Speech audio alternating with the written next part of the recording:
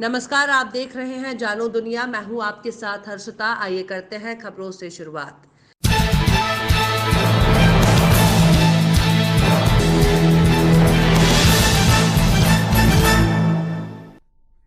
थाना कुरवई में 19 नवंबर 2017 को बालिका के गुम होने की रिपोर्ट दर्ज कराई गई थी। 2017 के अपराध में धारा 353, 363 के तहत संदेही के विरुद्ध प्रकरण पंजीबद्ध कर विवेचना में लिया गया था। विवेचना में 9 फरवरी को पुलिस अधीक्षक विदिशा विनायक वर्मा के निर्देशन और अतिरिक्त पुलिस अधीक्षक विदिशा संजय साहू के मार्गदर्शन में एसडीओपी कुरवाई ऋतु उपाध्याय द्वारा एक टीम गठित कर अपहृत बालिका को ढूंढकर परिवार के चेहरे पर मुस्कान लाई है। इसी क्रम में कुरवाई थाने में दर्ज अन्य प्रकरण जो कुरवाई थाना में पंजीबद्ध है। उक्त प्रकरणों में भी कुरवाई पुलिस ने गुम बालिकाओं को मुस्कान अभियान के तहत पिछले 30 दिवस में ढूंढ निकाला है। पिछले 3 दिवस में कुरवाई पुलिस ने 5 बालिकाओं को ढूंढ निकाला है। वॉशिंग पाउडर कंपनी कर्मचारी बनकर पुलिस ने 2017 में अपहरण हुई बालिका को ढूंढकर परिवार के चेहरे पर मुस्कान दिलाई। पूरे प्रकरण की जानकारी एसडीओपी कुरवाई ऋतु उपाध्याय द्वारा प्रेस वार्ता बुलाकर पत्रकारों को दी गई। 457/17 एक 363 का मामला था जिसमें अपहृता बालिका की दस्तयाबी की गई है और दस्तयाबी कुरवई पुलिस की एक टीम गठित की गई थी और उसमें वो वॉशिंग पाउडर की कंपनी के कर्मचारी बनकर बातचीत किए संदेही से। उसके बाद संदेही को तलाशा और संदेही के माध्यम से ही अपहृता तक पहुंचे और उसे दस्तयाब किया। ये अपहरण की वारदात किस वक्त की है, कब की है? 19/11/2017 का मामला था ये और दस्तयाबी 9 तारीख को हुई है। तो कहाँ पाई गई वो बालिका? बालिका गुना में पाई गई थी। तो आरोपी के खिलाफ क्या कार्रवाई करने वाली है? अभी आरोपी कोई भी इसमें मामले में सामने नहीं आया है। जो व्यक्ति संदेही था उससे पूछताछ की गई थी और उसके माध्यम से बालिका तक पहुंचे हुए हैं। तो आगे जो भी विवेचना में रहेगा वो कथन के अनुसार ही होगा। जो बालिका कथन देगी और उसके माता पिता, बालिका को माता पिता के सुपुर्द कर दिया गया है। हाँ, बालिका को माता के सुपुर्द कर दिया है। धर्मपुरी जनपद पंचायत परिसर में आत्मनिर्भर भारत आत्मनिर्भर मध्य प्रदेश की परिकल्पना को साकार करने के लिए कोरोना काल के दौरान बेरोजगार होकर घर बैठे लोगों के साथ युवा वर्ग को सुलभ रोजगार प्रोत्साहन के लिए मध्य प्रदेश आजीविका मिशन और जिला प्रशासन के सहयोग से विकासखंड स्तर पर रोजगार मेला आयोजित किया गया। प्रचार प्रसार के अभाव में बहुत कम संख्या में प्रतिभागी पहुंच सके। रोजगार मेले में बेरोजगार युवाओं ने पहुंचकर पंजीयन कराया और रोजगार उन्मुखी तथ्यों से रूबरू अपने भविष्य को लेकर सही मार्गदर्शन लिया। रोजगार मेले में 8 कंपनियों के स्टॉल देखे गए। दोपहर 2 बजे तक 230 लोगों के पंजीयन और 130 लोगों के सिलेक्शन हुए थे। इस दौरान कार्यक्रम में क्षेत्रीय विधायक पांचीलाल मेला, तहसीलदार योगेंद्र सिंह मौर्य, नगर परिषद अध्यक्ष शब्बीर पहलवान, भाजपा मंडल अध्यक्ष कमलेश मानवे, संजय सोनी, प्रशांत शर्मा सहित अधिकारी, जनप्रतिनिधि, पत्रकार शामिल हुए। नाम Preeti Bala Saste, district employment officer, employment exchange Dhar. Ma'am, आज धर्मपुर में रोजगार मेला लगा था, कितने सिलेक्शन हो गए और कितने पंजीयन हुए? 130 सिलेक्शन है और 230 अभी तक पंजीयन हो चुके हैं और रोजगार मेला चल रहा है। अभी रोजगार पंजीयन के लिए मैडम जो रोजगार चाहते हैं वो किसे आपके यहाँ पे पंजीयन करवाएं?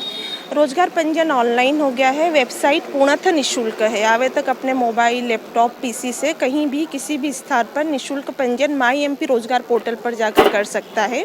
और उसमें किसी तरह का स्कैन या अपलोडिंग नहीं होती है। आधार कार्ड और जो जानकारी मैंडेटरी है वो फिलअप करना पड़ता है। एक प्रिंट आउट मिलता है, वहीं पर वो मान्य होता है। तो ऑनलाइन हो चुका है पंजीयन।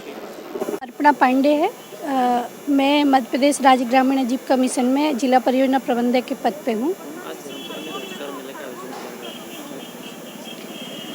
ये रोजगार मेला शासन की मंशा अनुरूप आयोजित किया गया था। शासन की मंशा है कि हर बच्चा सरकारी नौकरी नहीं पा सकता है और अभी जो समय चल रहा है कोविड का, इसमें बहुत सारे लोगों को अलग अलग प्राइवेट कंपनियों में जो लोग काम भी करते थे छोड़ के नौकरी अपने घरों में आ गए हैं और फिर इन्हें प्राइवेट कंपनियां वाले कई जगह पर रख भी नहीं रहे हैं। तो ये शासन की मंशा थी कि लोगों को ऐसे बेरोजगार युवक युवती जो कि गांव में फ्री बैठे हैं, कोई रोजगार नहीं है, उनको एक रोजगार के अवसर उपलब्ध करवाएं। कितनी कंपनियों ने आज इसमें हिस्सा लिया? आज यहाँ पे 8 कंपनियाँ आई हैं। चूँकि और कंपनियों को भी हम लोगों ने बुलवाया था, लेकिन हर जगह हर ज़िले में ये आयोजन हो रहे हैं तो कई जगह पे कंपनियाँ बढ़ गई हैं। 8 कंपनियाँ थी जिसमें अलग अलग सिक्योरिटी गार्ड के लोग थे। बेलेस्पन है। बेलेस्पन तो एक ऐसी कंपनी है जो कि ऑल इंटरनेशनल लेवल पे लोगों को रोज़गार उपलब्ध करवाती है। महिमा से थे, प्रतिभा सिंटेक्स थे। ये हमारे स्थानीय स्तर की ही कंपनियां हैं और ये स्थानीय लोगों को प्राथमिकता दे रही हैं। धर्मपुरी नर्मदा नदी में एक अज्ञात महिला की डूबने से मौत हुई। धर्मपुरी पुलिस को सूचना मिलते ही थाना प्रभारी सहित स्टाफ नर्मदा नदी पहुंचा और गोताखोरों की मदद से अज्ञात महिला के शव को ढूंढ निकाला। महिला के झोले से मिले डॉक्यूमेंट के मुताबिक महिला की शिनाख्त सुमनबाई पति इटलिया निवासी डोंगरगांव जिला खरगोन के रूप में हुई है।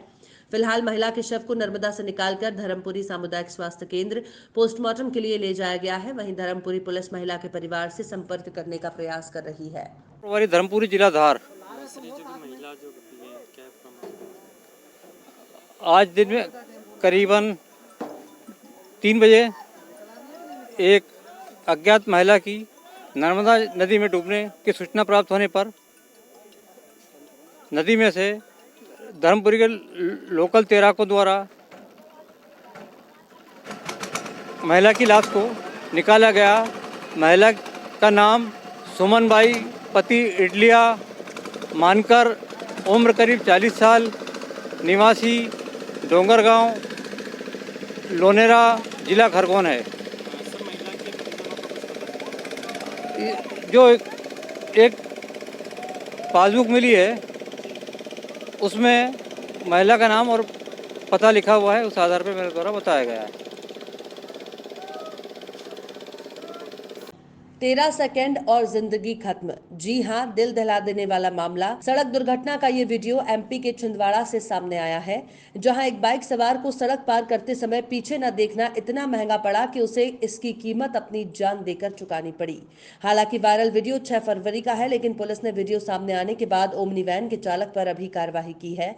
दरअसल छिंदवाड़ा के रिथोरा निवासी 40 वर्षीय मुकेश पवार किराने की दुकान से कुछ सामान खरीदकर सामने ही स्थित अपनी बहन के घर जाने बाइक से निकले ही थे कि उमरेड से सोना पीपरी जा रही ओमनी वैन से उनकी टक्कर हो गई, जिसके कारण लगभग 15 से 20 फीट वो घिसटते हुए सड़क से नीचे आ गए और जिला अस्पताल लाते समय उनकी मौत हो गई। पुलिस ने इस मामले में ओमनी वैन के चालक के खिलाफ मामला दर्ज कर लिया है और मामले की जांच की जा रही है। यातायात डीएसपी सुरेश सिंह ने बताया कि रोड क्रॉस करते वक्त जरा सी लापरवाही के चलते ये दुर्घटना हुई है।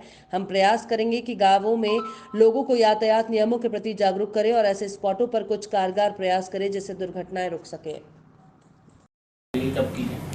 देखिए, दिनांक 6/2/2021 को एक मोटरसाइकिल सवार जिसका नाम मुकेश पवार, उम्र लगभग 40 वर्ष, आत्माश्री शंकर खोसी पवार, ये रिधौरा के रहने वाले थे और ये किसी काम से किराना की दुकान पर गए थे और वहीं से कुछ सामान लेने के बाद में वो अपने बहन की घर की तरफ जा रहे थे, जो सामने ही उनकी बहन रहती हैं, उसकी तरफ जा रहे थे। रास्ता क्रॉस कर रहे थे और सामने पीछे से एक ओमती वैन जो कि श्री एलियार मंसूरी जी की है और ये उमरेड से सोना पीपरी जा रहे थे और अचानक ये क्रॉसिंग के समय में ध्यान नहीं देने से क्रॉस करते समय अचानक पीछे से ओमती वैन आई और वो पीछे से उनको डैश मारते हुए आगे तक ले गई। चूँकि आगे के लगभग 10-15 मीटर वो घिसटते भी चले गए हैं। बाद में फिर उनको उपचार हेतु लाते समय छिंदवाड़ा में उनकी मृत्यु हुई। ये पाया गया कि ये उसमें वैन के चालक के विरुद्ध अपराध कायम कर लिया गया है 304 का और 304A का, और उसमें प्रयास ये किए जाएंगे कि ऐसे स्थानों पर या विशेषकर गांव जैसे क्षेत्रों पे ऐसे सिर्फ और सिर्फ यातायात नियमों की अनदेखी करने से इस तरह के एक्सीडेंट्स हो रहे हैं और हम चाहेंगे कि वहाँ उस क्षेत्र में जो भी सुरक्षात्मक उपाय हैं वहाँ पर हम कर सकेंगे। जहां पर कोरोना महामारी के दौरान तमाम लोगों ने अपनी वेतन तक जनता जनार्दन के हितों के लिए तन मन धन तक न्यौछावर किया, वहीं मध्य प्रदेश के पन्ना जिले की पवई विधानसभा की ग्राम पंचायत हाथकुरी के सेल्समैन ने गरीब गांव के भोले भाले लोगों का 3 महीने का राशन अकेले ही डकार लिया, जिसके विरोध में दिनांक 9 फरवरी 2021 को हाथकुरी ग्राम पंचायत के सरपंच महोदय, चंदा आदिवासी और पंचायत के सैकड़ों की संख्या में सेल्समैन के बर्खास्त करने और उसके ऊपर FIR करने की मांग को लेकर जिला कलेक्टर महोदय के नाम पर आवेदन दिया और चेतावनी दी कि जल्द से जल्द कार्रवाई करें, नहीं तो ग्राम पंचायत हथकुरी के लोग दोबारा कलेक्ट्रेट आकर के धरना प्रदर्शन करेंगे। ज्ञापन में मुख्य रूप से शामिल रहे हथकुरी ग्राम पंचायत की सरपंच चंदा आदिवासी, जिले की युवा समाज सेवी संजय अहिरवार, कन्हैया लाल, धनसु अशोक, इंद्रपाल, किशुलाल, त्रिलोक, सुखलाल, उमेश और सैकड़ों की संख्या में महिला और पुरुष उपस्थित रहे। जी बताएं।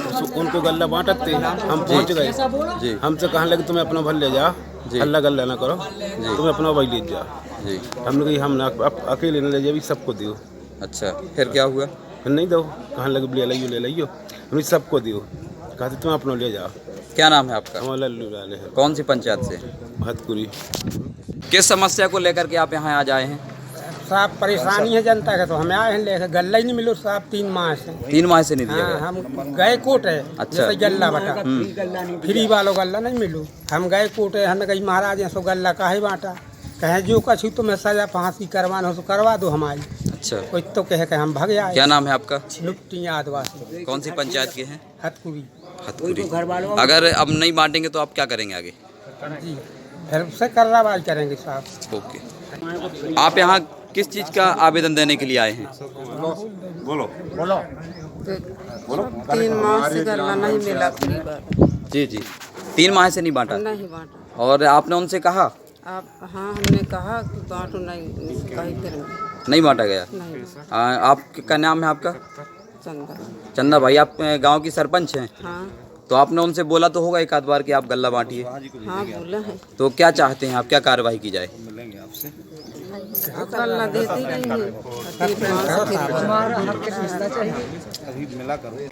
किस समस्या को लेकर के आज आप यहाँ आए हैं कलेक्ट्रेट पन्ना पर? श्रीमान जी 6 माह की गल्ला जो फ्री दिया सरकार ने, उसमें से 3 माह का गल्ला इन लोगों को दिया गया, 3 माह का खा लिया गया। कुछ मध्याह्न के गेहूँ और जे दस्तखत करवा लिए, और दस्तखत करवाने के बाद फिर गल्ला नहीं दिया कि बढ़ा गया, फिर मिलेगा। क्या नाम है आपका? राम सिंह। सड़क मार्ग को लेकर सगड़ौद गांव के युवाओं ने वाहन रैली निकालकर अपना आक्रोश व्यक्त किया। देपालपुर तहसील से 15 किलोमीटर के गांव सगड़ौद को जोड़ने वाली मुख्य सड़क आजादी के बाद से ही अपनी दुर्दशा पर आंसू बहा रही है। सड़क मार्गों को लेकर ग्रामीणों ने जनप्रतिनिधियों को कई बार अवगत कराया, लेकिन किसी भी जनप्रतिनिधि ने उनकी समस्या का निराकरण नहीं किया, जिससे उपेक्षित होकर गांव के युवाओं ने अपने साथियों के साथ एसडीएम कार्यालय पर पहुंचकर तहसीलदार बजरंग बहादुर को अपनी मांग पूरी होने के लिए ज्ञापन दिया।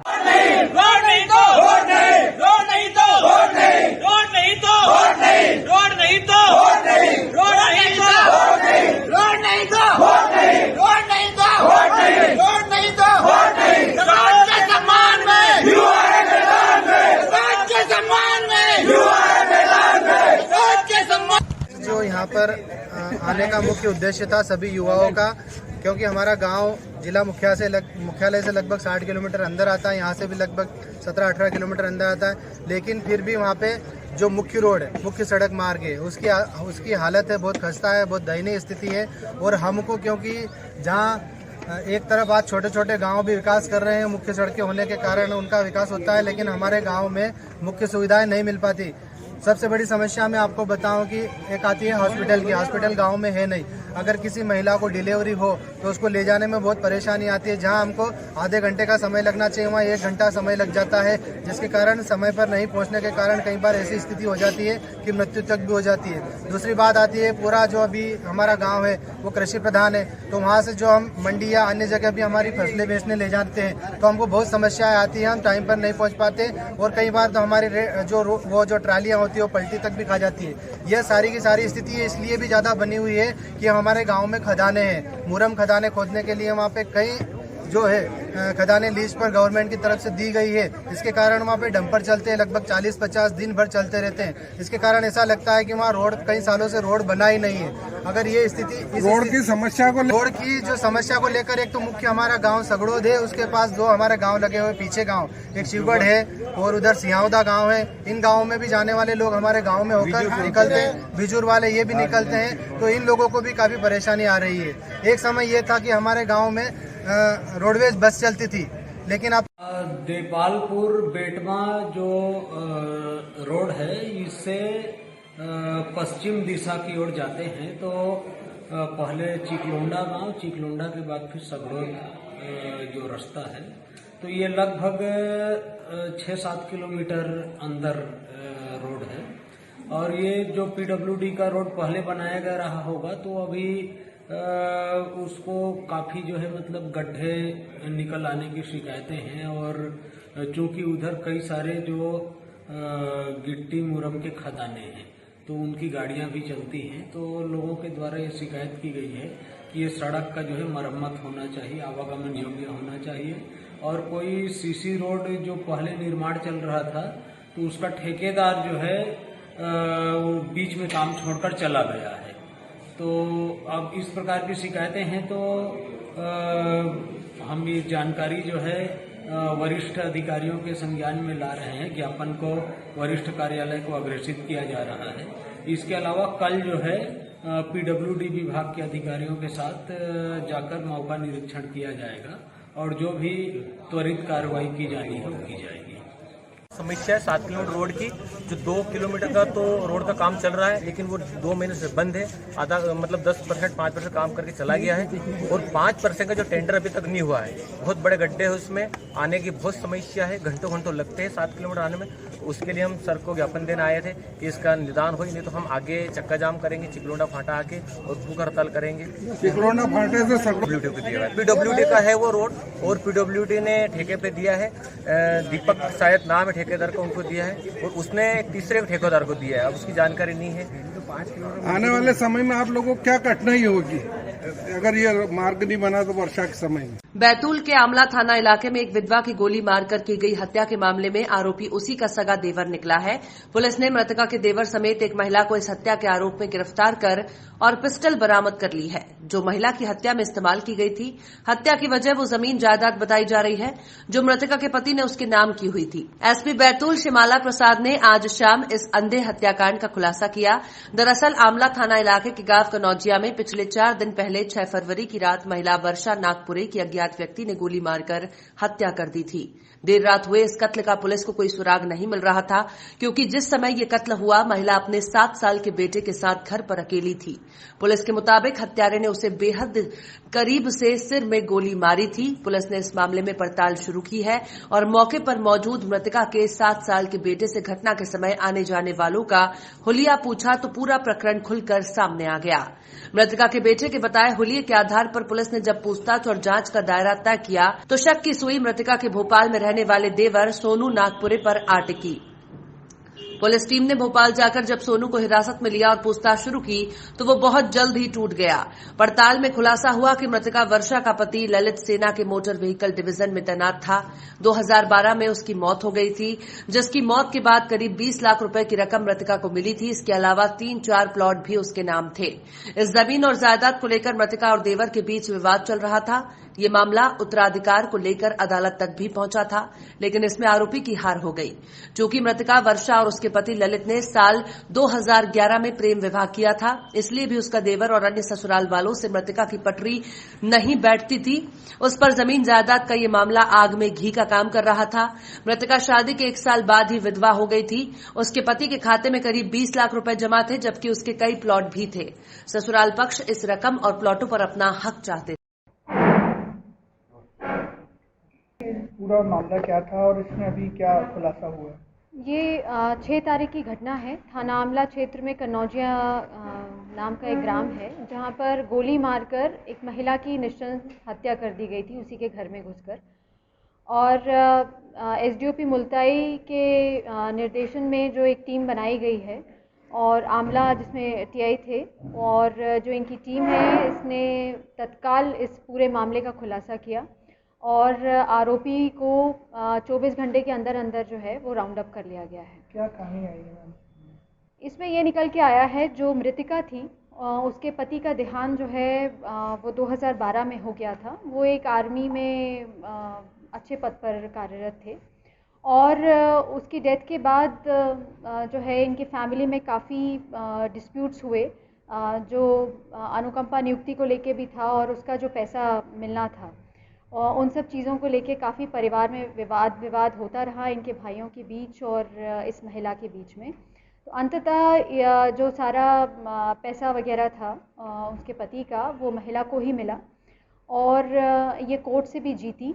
और इसमें इन सब बातों को लेके जो इसके देवर थे उनके मन में काफ़ी द्वेष था कि हमारे भाई का जो भी देय सत्वों का जो भी भुगतान वगैरह जो भी हुआ है उसका पैसा हमें कोई भी प्राप्त नहीं हो पाया। और जो एक अनुकंपा नियुक्ति का भी प्रकरण जो चलाया जा रहा था, जो कोर्ट में अभी भी विचारण में है मामला, और इन्हीं सब बातों को लेके मन में काफ़ी द्वेष था। तो इसी जो देवर है जिसका नाम है सोनू उर्फ कृष्ण शंकर, ये भोपाल में एक ओला कैब चलाता है और इसने यहाँ पर आमला में आकर बहुत ही सुनियोजित तरीके से पूरे घटना को अंजाम दिया। पता लगाया कि कब वो महिला अकेली है घर में, ताकि कोई रेजिस्ट करने के लिए नहीं रहे। घर में घुसा वो और घुसते ही उसने फायर किया उस पर और तत्काल भागा। मैम, कोई मैरिटल अफेयर का भी इसमें इशू बताया जा रहा था, क्या ये बात सच है? नहीं, मैरिटल अफेयर का कोई एंगल इसमें नहीं निकल रहा है। मध्य प्रदेश के बैतूल का नाम टीबी नियंत्रण में गोल्ड मेडल की दौड़ में शामिल हुआ। देश में मिली एक अलग पहचान। मिल सकता है बैतूल को गोल्ड टीबी फ्री इंडिया के सब नेशनल सर्टिफिकेशन कार्यक्रम के लिए। बैतूल जिले का गोल्ड कैटेगरी के लिए राज्य की तरफ से चयन किया गया है। बैतूल में राज्य टीबी अधिकारी ने इसकी औपचारिक शुरुआत की। इसके साथ ही अब जिले में आईसी गतिविधियों की शुरुआत हो जाएगी। बैतूल के लिए गौरव का विषय है कि जिले को गोल्ड कैटेगरी के लिए नामित किया गया है। इस सर्टिफिकेशन की शुरुआत के मौके पर स्टेट टीबी ऑफिसर डॉक्टर वर्षा राय, सेंट्रल टीबी डिवीजन से doctor Almas, doctor Krishna, WHO से डॉक्टर संजय सूर्यवंशी खासतौर पर मौजूद थे। आपको बता दें कि इस समय इस प्रमाणीकरण के लिए जिले के 10 विकासखंड में 10 टीमें लगातार सर्वे कर रही हैं। डोर टू डोर पहुंचकर ये दल लोगों में टीबी के लक्षणों की पड़ताल कर रहे हैं। खास बात यह है कि बैतूल में 5 साल पहले टीबी की स्थिति जहां 210 प्रति लाख थी, वो आंकड़ा गिरकर 81 प्रति लाख पर पहुंच गया है। 2015 से 2020 जून तक जिलाशय अधिकारी रहे डॉक्टर राहुल श्रीवास्तव की मेहनत का ही फल रहा कि जिले को इस सर्टिफिकेशन के लिए चयनित किया गया है। फिलहाल डॉक्टर आनंद मालवीय इस कार्यक्रम को जिले में लीड कर रहे हैं और यहां बेहतर प्रयास कर रहे हैं। माना जा रहा है कि इस सर्वे के बाद जिले को ये गोल्ड जरूर मिलेगा। मैडम, बैतूल गोल्ड कैटेगरी के लिए नामित हुआ है, कैसा महसूस हो रहा है आपको और कैसा लगता है आपको, कैसा काम हुआ है, आप पूरे प्रदेश की बागडोर संभालती हैं? देखिए, राज्य स्तर पर अगर हम बात करें तो हम बहुत खुश हैं। मध्य प्रदेश से कुल 6 जिलों को हमने नामांकित किया हुआ है। सीहोर, अलीराजपुर, उमरिया, नरसिंहपुर, हरदा और बैतूल। बैतूल को हमने गोल्ड कैटेगरी के लिए नामांकित किया है। पिछले 2-3 सालों में बैतूल में बहुत बेहतरीन काम हुआ है। नेशनल लेवल पे भी ये पता चला है कि बैतूल में बहुत अच्छा काम है, तो हम लोग बहुत खुश हैं बैतूल को लेकर। और आगे क्या प्लानिंग है? आपको लगता है कि बैतूल को गोल्ड मिल पाएगा? बिल्कुल, बैतूल में जिस तरीके से पिछले 2-3 सालों में यहाँ पर काम हुआ है, यहाँ के पूरे एंटी स्टाफ और DPOs ने जो काम किया हुआ है, तो उससे मुझे पूरी उम्मीद है कि हम ये इस कैटेगरी में जरूर अवार्ड लेके आएंगे। ग्राउंड स्टाफ के लिए क्या करें? बिल्कुल, क्योंकि ये वर्क ही टीम वर्क है। अगर हमारे जो फील्ड स्टाफ है, चाहे वो STS हो, STLS हो, हमारे PMDT कोऑर्डिनेटर हो, जो हमारी बेसिक यूनिट आशाएं हों, अगर इनका सपोर्ट हमें नहीं मिलता तो बैतूल को हम इस लेवल तक नहीं ले जा पाते। देखिए मैडम, जो आंकड़ा है 210 से 81 पर आया, तो कैसे संभव हो पाया? और इसको एक प्रयोग के तौर पे अन्य जिलों में भी करेंगे कि जिस तरह से यहाँ काम? बिल्कुल, हाथ दिखेगा ना? सर बताएं, ये जो क्षय उन्मूलन कार्यक्रम है, ये आपने कब शुरू किया था और किस तरह से इसने गति पकड़ी और आज इस मुकाम तक पहुंचे? सर्वप्रथम तो समस्त बैतूल वासियों को ढेर सारी शुभकामनाएं और बधाइयां कि आज उनके द्वारा किया जाने वाला सम्मिलित प्रयास राष्ट्रीय स्तर पर जिला क्षय उन्मूलन के क्षेत्र में एक दैदीप्यमान दीपक के रूप में प्रकाशित हो रहा है। यह कार्यक्रम बैतूल जिले की जनता और बैतूल जिले के स्वास्थ्य कर्मचारियों द्वारा सम्मिलित रूप से शुरू किया गया था। वर्ष 2015 में गांव-गांव जाकर मरीज को खोजना और उन सारे मरीजों को दवाइयां उपलब्ध कराना। आज से 5 वर्ष पूर्व जब यह कार्यक्रम शुरू किया गया था, तब यह सोचा भी नहीं जा सका था कि यह कार्यक्रम इतनी जल्दी अपने इस मुकाम पर पहुंचेगा। निश्चित तौर पे आप लोगों के द्वारा दिया गया सहयोग प्रशंसनीय है और शुभकामनाओं के साथ मैं इतना जरूर कहना चाहूँगा कि गोल्ड मेडल पिछले 5 सालों में किस तरह से ग्रो किया है? पिछले 5 सालों में जो है टीबी हमारे यहाँ काफ़ी कम हो गई है। हम लगातार जांचें कर रहे हैं, तो पिछले 5 साल पहले जो केस के परसेंटेज निकल के आता था, अब वो काफ़ी कम हो गया है। और इसी को देखते हुए राज्य के द्वारा बैतूल ज़िले को टीबी फ्री कैंपेन में जो सब नेशनल सर्टिफिकेट में गोल्ड कैटेगरी के लिए नॉमिनेट किया है। गोल्ड कैटेगरी में वो ज़िले हैं जहाँ पे 2015 के मुकाबले जो है लगभग 20% की कमी आई है केसेस में। वो 20% की कमी हमारे यहाँ दिखती है, इसलिए हमने उसको दी। और आज जो है उस चीज़ को प्रूव करने के लिए एक सर्वे शुरू हो रहा है। ये सर्वे जो है ICMR और WHO के निर्देशन में हो रहा है बहुत। मंगलवार की रात वाहन चेकिंग के दौरान यातायात पुलिस के द्वारा बोलेरो क्रमांक MP 17TA1545 को रोकने का इशारा किया तो चालक पुलिस कर्मियों को देखकर भाग निकला, जिसका पीछा करते हुए सिरमौर चौराहे में पकड़ लिया गया। वाहन की तलाशी ली गई तो 5 पेटी शराब बरामद हुई। पकड़े गए आरोपियों को संबंधित पुलिस के हवाले कर दिया गया है, जिसके द्वारा आबकारी एक्ट के तहत कार्यवाही की जा रही है। पकड़े गए युवकों में रितेश कुमार पांडे, पिता अवधेश प्रसाद पांडे, उम्र 32 वर्ष, निवासी लालापुर थाना, लालापुर, जिला प्रयागराज, उत्तर प्रदेश के रूप में हुई। पकड़े गए आरोपियों से पुलिस पूछताछ कर रही है। ये कॉलेज चौराहे तरफ से और सिरमौर चौराहे तरफ शराब जा रही थी, लगभग 5 पेटी के आसपास लूज शराब है। और यातायात में पदस्थ सूबेदार शुभम चतुर्वेदी द्वारा वाहन चेकिंग के दौरान इसको पकड़ा गया है। पकड़ के अमैया थाने के कर्मचारियों को मौके पर बुलाया, वहां से कार्रवाई करके और विवेचना में लिया गया मामला। किस वाहन में ले जा रहे थे? एक बोलेरो वाहन में है। कुछ आरोपी 2 आरोपी गिरफ्तार किए गए थे। ये सर कहाँ के रहे? ये रहने वाले उत्तर प्रदेश के। खबरों में फिलहाल इतना ही। आप देखते रहिए जानो दुनिया।